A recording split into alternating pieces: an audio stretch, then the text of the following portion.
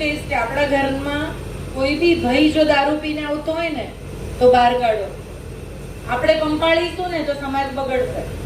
આપણે નહીં પંપાળીએ ને તો આગળ કશું આગળ વધવાનું નથી. આજે તમારે ઘરમાં જે વસ્તુ બને છે, હું તો દીકરીઓને એટલું ચોક્કસ કહીશ કે આપણા માટે કેમ સલાહ આવે?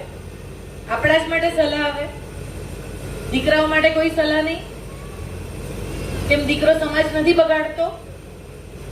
આ દીકરી કયા બીજા સમાજમાં ક્યારે જતી હશે જ્યારે તમારા આપણા સમાજના છોકરાઓમાં એ સક્ષમતા નહીં હોય ત્યારે? હું તો ઊંધું કહું છું. લો, આપણો છોકરો દારૂ પીતો મળે, આપણો છોકરો રખડતો મળે, આપણો છોકરો કામ કરતો ના મળે, ત્યારે દીકરી કોઈ બીજા સમાજના છોકરા જોડે જતી હશે. એવું કેમ આપણે નથી માનતા?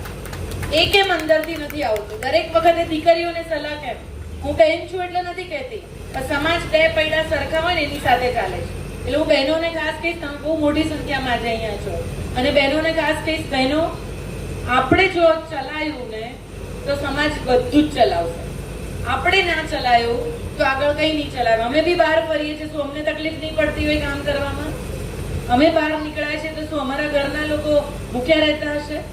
અમે બહાર નીકળીએ છીએ, શું અમારા છોકરાઓને સંસ્કાર નહીં મળતા હોય? પણ અમે મિશન લીધું કે સમાજ માટે, દેશ માટે કંઈ કરવું છે.